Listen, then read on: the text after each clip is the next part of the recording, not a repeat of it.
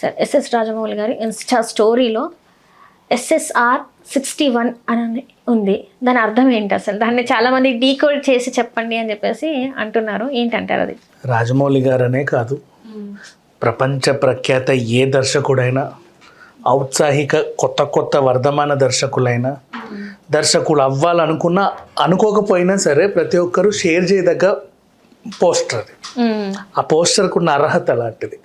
ఎందుకంటే సింగీతం శ్రీనివాసరావు గారు ఒకసారి గూగుల్ చేసి చూడు, ఆయన గురించి తెలుసుకోవడానికి ఆయన అందరికి తెలుసు. వయసు ఏజ్ చూడు 94 years. ఇప్పుడు ఈ వయసులో కూడా ఆయన మళ్ళీ కొత్త సినిమా అనౌన్స్ చేశాడు, నా నెక్స్ట్ సినిమా ఇది అని. 61 years 61th cinema.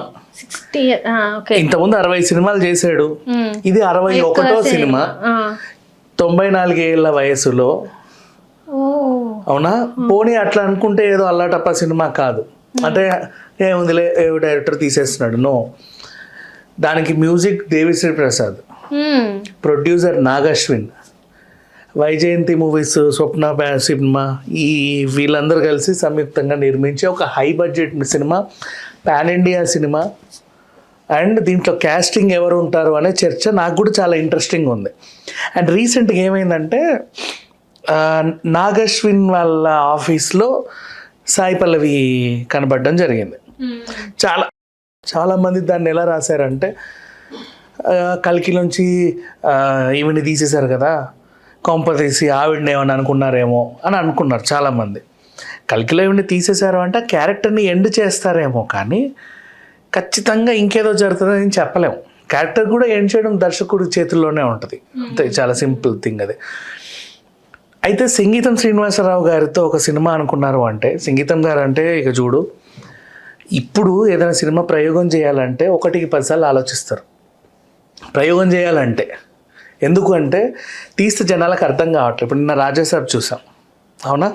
Raja Saab cinema కూడా ఏమైంది, నేను బాగానే తీశాను, మీకే సరిగ్గా అర్థం కాలేదని పాప ఆయన అన్నాడు.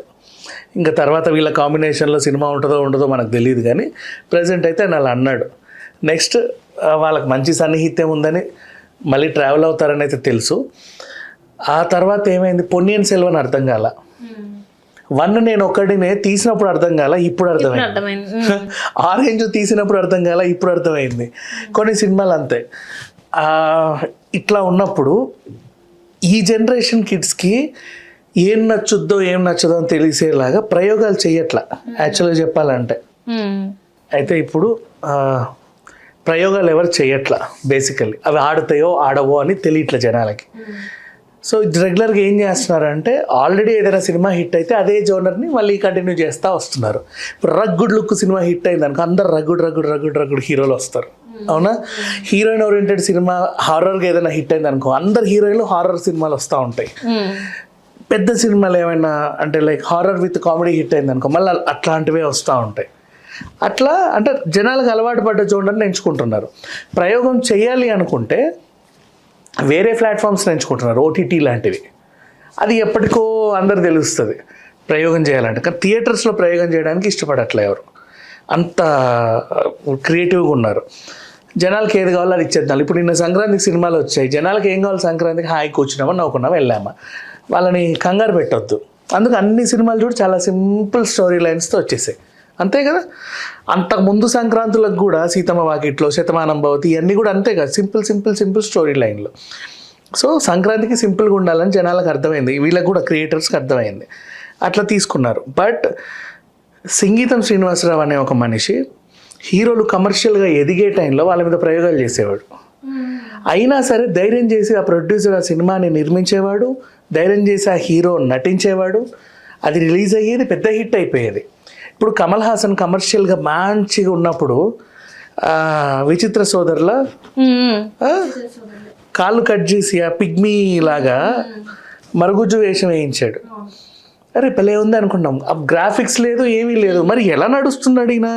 ఓకే, డ్యూయల్ రోల్స్ ఎలా సెట్ చేశారు, అలా ఏమైనా మ్యాజిక్ చేసి ఉండొచ్చు. భలే డైరెక్టరా, ఇక అట్లా ఆలోచన ఎలా వచ్చింది, చేయాలన్న ధైర్యం ఆయన చేశాడు, నిర్మాత ప్రొడ్యూస్ చేశాడు, సినిమా హిట్. నెక్స్ట్ బాలయ్య అప్పుడప్పుడే నెపో కిడ్, వాళ్ళ తండ్రి పెద్ద స్టారు. అప్పుడే అందరు పేర్లు వెనకాల స్టార్లు గీళ్ళు తగిలించుకునే వయసులో భైరవ దీపంలో కురీపి వేషం వేసాడు. ఆ హీరో ఒప్పుకోవడం ఎంత ధైర్యం, ఈయన చేయించడం ఎంత ధైర్యం, ఆ ప్రొడ్యూసర్ నిర్మించడం ఎంత ధైర్యం. నెక్స్ట్ అక్కడికే వస్తున్నా, ఆలోచన వచ్చింది. ఏం ఆలోచన? టైం ట్రావెల్ చేసి విజయనగర సామ్రాజ్యానికి వెళ్ళాలి. ఎందుకు వెళ్ళాలి? బేసికలీ అక్కడ అష్టదిగ్గజాలు ఉంటారు, వీళ్ళందరూ ఇట్లా కవులు. అందులో ఒక కవిని వికట కవి అంటారు. ఆయన రాజు ఇలా ఉంటాడు. ఇవన్నీ తెలుసుకుని మన సోషల్ బుక్లో చదివిన ఒక చిన్న పాఠం. అవునా? టైం ట్రావెల్ చేసి పేదరాశి పెద్దమ్మ కథలకి, టైం ట్రావెల్ చేసి పరమానంద శిష్యుల దగ్గరికి, టైం ట్రావెల్ చేసి ఇంకొక దగ్గరికి వెళ్ళాలని ఆలోచన రావడం చూడు, that was really great. Next కృష్ణుడు అర్జునుడి రథసారథి. కృష్ణుడికి అర్జునుడికి యుద్ధం ఏంటి? కృష్ణ అర్జున యుద్ధం. అంటే ఆ క్రియేటివిటీ మైండ్ ఎలా ఉందనేది ఆలోచించడం గ్రేట్, దాన్ని కన్విన్స్గా జనాలకి తీసుకెళ్ళడం కూడా గ్రేటే. అవునా? ఇప్పుడు నువ్వు రామాంజనేయ యుద్ధం అంటే కొడతారు, ఏంటది టైటిల్ చూసే చింపేస్తారు. బట్ అలా సినిమా తీసి మెప్పించి హిట్ కొట్టి జనాలను కన్విన్స్ చేయడం గ్రేట్ కదా ఇట్లాంటివి. సో ఏదైనా చాలా సినిమాలు అప్పట్లో బోల్డ్ అని యుద్ధాలు ఉండేవి. యుద్ధం కామన్. ఎవరికి పెట్టేవాళ్ళో తెలియదు, కన్విన్స్ చేసేవాళ్ళు. ఈయనకంత ధైర్యం. నెక్స్ట్ ఇంకా ఒకటి కాదు రెండు కాదమ్మా చెప్పాలంటే. ఇప్పుడు కల్కి కూడా ఇప్పుడు చూపించాడు మనకి, కానీ అప్పుడెప్పుడో చూపించాడు మనకి ఆదిత్య 369 అప్పుడున్న టెక్నాలజీ పరంగా. ఇట్లాంటి డైరెక్టర్ నుంచి ఒక సినిమా వస్తుంది అంటే రాజమౌళి గారే కాదు, ఎవరైనా సరే ఖచ్చితంగా షేర్ చేసుకోవాలి. ఆ పోస్టర్కు ఉన్న అర్హత అలాంటి.